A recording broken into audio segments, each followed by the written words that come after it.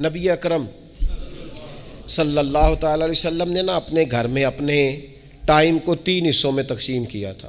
ہم گھر کے اندر جاتے ہیں، اپنا ٹائم تقسیم نہیں کرتے۔ یہاں تو کوئی بندہ مطالبہ کرتا ہے تو ڈانٹ کے چپ کرانے کی کوشش کرتے ہیں، تھکا ہوا ہوں خبردار بات نہ کرنا۔ آپ نے چپ کرا دیا، چپ کرانے سے بغاوت پیدا ہوتی ہے، نفرت جنم لیتی ہے۔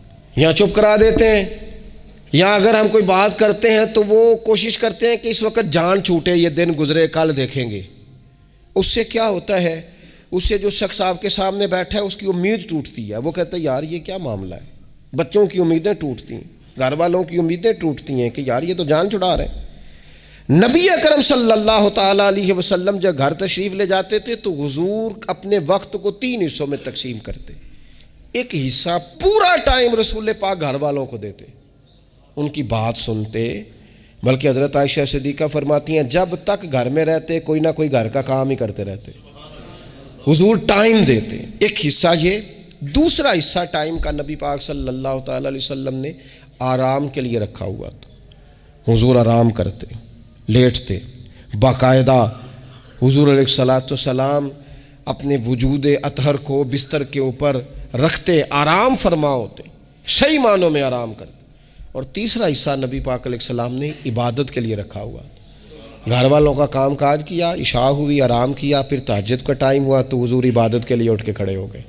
یہ گھر کے اندر، مسجد میں نہیں۔ مسجد کا تو جو عبادت کا ماحول ہے نماز کا وہ الگ ہے، گھر کے اندر اس بات کو اچھی طرح سمجھ لیں کہ گھر کے اندر جب آپ جائیں، اب تو بڑوں کی شکایتیں آنے لگی ہیں، پہلے بچوں کی آتی تھیں، اب تو 50 سال کے آدمی کی شکایت آتی ہے کہ گھر آتے ہی موبائل کھول لیتا ہے، ادھر ادھر دیکھتا ہی نہیں، کوئی سنتا ہی نہیں۔ اس طرح تو ہمارے اپنے ہم سے ٹوٹ جائیں گے، بکھر جائیں گے، ہمارے بچے خدا جانے کیا سوچنے لگیں گے، کسی اور سمت نکل جائیں گے۔ وہ جن کو ہماری باتوں کی، ہماری شفقتوں کی، ہمارے پیار کی، وہ جس پوتے کو، جس چھوٹے بیٹے کو دادا کے والد کے کندھوں پر کھیلنے کی چاہت ہے، وہ تو اس سے محروم رہ جائے گا۔ ہمیں وقت دینا ہے، ان کو ٹائم دینا ہے، اس ٹائم کو مرتب کرنا ہے۔ نبی اکرم سید عالم صلی اللہ تعالیٰ علیہ وآلہ وسلم حتیٰ کہ میدان جنگ میں بھی حضور چیزوں کو مرتب کرتے۔ عرب کے لوگ جب جنگ کرتے تھے نا تو وہ سمجھتے تھے اسلحہ بڑا ہے، طاقت بڑی ہے، ہم نے کر لینا جو ہمارے جی میں آنا ہے۔ حضور کا طریقہ مبارکہ یہ تھا کہ جنگ میں بھی نظم و ضبط۔ حضور فرماتے قریب دشمن آ جائے تو طاق پہ بلا وجہ تیر نہ چلانا، وہ بالکل سامنے جب تمہیں نظر آ جائے، تمہیں نشانہ سمجھ میں آئے تب تیر چلانا۔ کئی دفعہ فرمایا صرف پتھر کا استعمال کرنا۔ حضور علیہ الصلاۃ والسلام لوگوں کو کہتے کہ تم نے یہاں پہاڑ کے چوٹی پہ کھڑے رہنا ہے، تم نے جنگ ہی نہیں لڑنی، تم یہاں ہراول دستے کے طور پر پشت پہ کھڑے رہو، جب تک میں تمہیں حکم نہ دوں تم نے یہاں سے ہٹنا نہیں ہے۔ این جنگ کے موقع پر بھی رسول پاک صلی اللہ علیہ وسلم نظم و ضبط کا مظاہرہ کرتے، ترتیب مقرر کرتے۔ آپ یقین کریں جن اداروں کے اندر نظم و ضبط ہے، جن کے اندر اصول ہے، جن کے اندر قاعدے ہیں، وہ اپنی پیشہ وارانہ کام سے کبھی بھی پیچھے نہیں ہٹتے، اور جہاں یہ کام نہیں ہوتا وہاں بڑی ساری چیزیں نقصان کا شکار ہوتی۔ این حالت جنگ میں بھی نبی اکرم نور مجسم صلی اللہ تعالیٰ علیہ وسلم نظم و ضبط کا خیال کرتے۔ یہ جنگ احد میں نقصان ہوا تھا نا وقتی طور پر، اس کی وجہ بھی یہ بنی تھی کہ حضور نے جن صحابہ سے کہا ہٹنا نہ،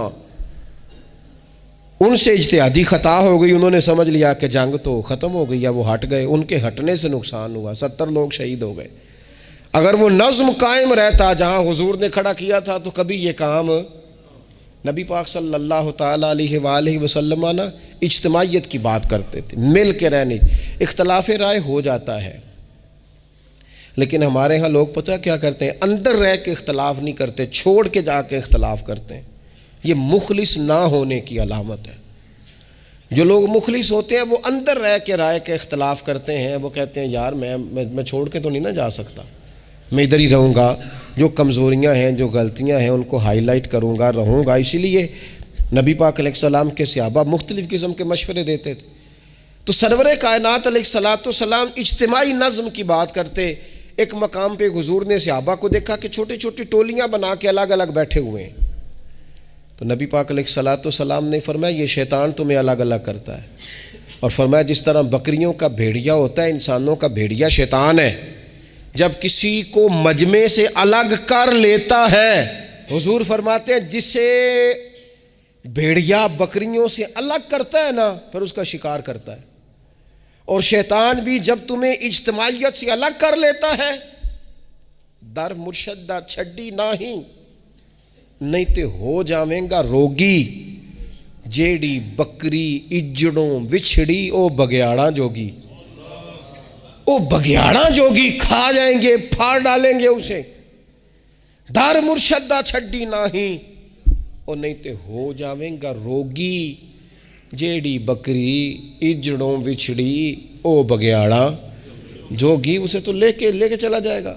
اجڑ پر، اجتماعیت پر کبھی بھی بھیڑیا حملہ، تو حضور صحابہ سے کہتے تھے بیٹھو تو ذرا مل کے بیٹھو، کسی جگہ تم بیٹھو تو اجتماعیت، بڑی مشہور حدیث ہے، چند لوگ جمعے میں کھڑے تھے تو حضور نے فرمایا بیٹھ جاؤ، الگ الگ۔ بعض لوگ بڑے قائل ہوتے ہیں نا، تھوڑا سا جناب ہم نے ذرا ہٹ کے رہنا ہے، ہم نے تھوڑا سا الگ سے رہنا ہے، تھوڑا سائڈ پہ بیٹھنا ہے، تو حضور پسند نہیں کرتے تھے۔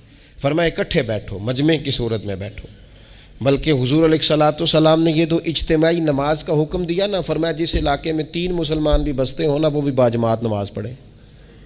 وَارْكَعُوا مَعَ الرَّاكِعِينَ، رکوع کرو پر رکوع کرنے والوں کے ساتھ، تنہا نہیں، مل کے اجتماع۔ آج کفر نے بھلا کیا کیا ہے؟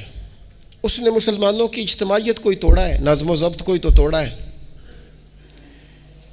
57 اسلامی ممالک ہونے کے باوجود نظم و ضبط نہیں، اور وہاں ایک ملک ہے امریکہ، اپنی ریاستوں کو ساتھ ملا کے اس طرح گٹھ جوڑ کیا ہے کہ وہ سب پر بھاری ہوتا جاتا ہے معاذ اللہ۔ اگر نظم و ضبط، اور یہ ہمارے ہاں بھی نہیں ہے، روٹین میں چھوٹے چھوٹے اختلافات ہوتے ہیں لوگوں کے بیچ، لیکن ایک دوسرے کو ملنا پسند نہیں کرتے، سلام کلام پسند نہیں کرتے، نفرت کا اظہار۔ تو جب گلی محلوں میں نظم و ضبط نہیں، ٹولیاں بنی ہوئی ہیں، گروہ بنے ہوئے ہیں، چھوٹی چھوٹی باتوں میں لوگوں نے الگ الگ ماحول بنا دیا ہے، بلکہ بعض لوگ تو باقاعدہ بڑے ماہر ہوتے ہیں خاندان میں لڑائی کیسے کرانی ہے، محلے میں فساد کیسے ڈلوانا ہے، لوگوں کو کس طرح کر کے توڑنا ہے، کیا ایسا کام کرنا ہے جس سے کہ لوگ زیادہ سے زیادہ ٹوٹ جائیں۔ تو اپنی زندگی کے اندر، اپنے ماحول کے اندر، اپنی طبیعت کے اندر نظم و ضبط لائیں گے۔ بہت سارے لوگ ہیں جو خود بھی وقت ضائع کرتے ہیں، اگر کہیں چلے جائیں تو اس کا بھی پورا ہی وقت ضائع کرتے ہیں، پورا ٹائم، یعنی اس پہ کتنا پیسہ لگتا ہوگا، موبائل کا کتنا بل آتا ہوگا، ٹائم کتنا ضائع ہوتا ہوگا۔ اور پھر سناؤ، مثلاً کی سنائیے جی، اس کا کوئی معنی ہے؟ یعنی ایک صاحب کہنے لگے، انہوں نے کئی دفعہ مجھے کہا کوئی نویں تازی، میں چپ کر گیا۔ پھر فون پہ، اب بندہ خیر مہذب لگتا ہے اگر کہے چلو جی پھر ٹھیک ہے، وہ پھر کہ ان کو نویں تازی، میں کہا جی میں تو مولوی ہوں، تسی مینوں اخباری نمائندہ سمجھ لیا، نویں تازی تو آپ کسی اخباری رپورٹر سے پوچھیں، مینوں کی پتہ ہے نویں تازی کی ہے، میں تو چھوٹا سا آدمی ہوں، اپنے کام، نویں تازی کا کی مطلب ہویا؟ یعنی اب اتنا آپ نے فون بھی ضائع، ٹائم بھی ضائع۔ حضرت صاحب ہور پھر سناؤ بھئی، تسی اتنے حضرت صاحب دے کول رہو نہ مہینہ تے کوئی کام کرو نال، تاکہ تانوں اور بھی کوئی سنان، حضرت صاحب تانوں کی سنان، لیکن شرط یہ ہے کہ ہم نظم و ضبط والے بنے، ایک جملہ بھی ضائع نہیں، اضافی نہیں۔ اس میں کہا کرتا ہوں دوسروں کو بہت ساری چیزیں سکھانے سے بہتر ہے ہم بہت سارے لوگوں سے خود سیکھنا شروع کر دیں، اپنی زندگی میں سیکھیں۔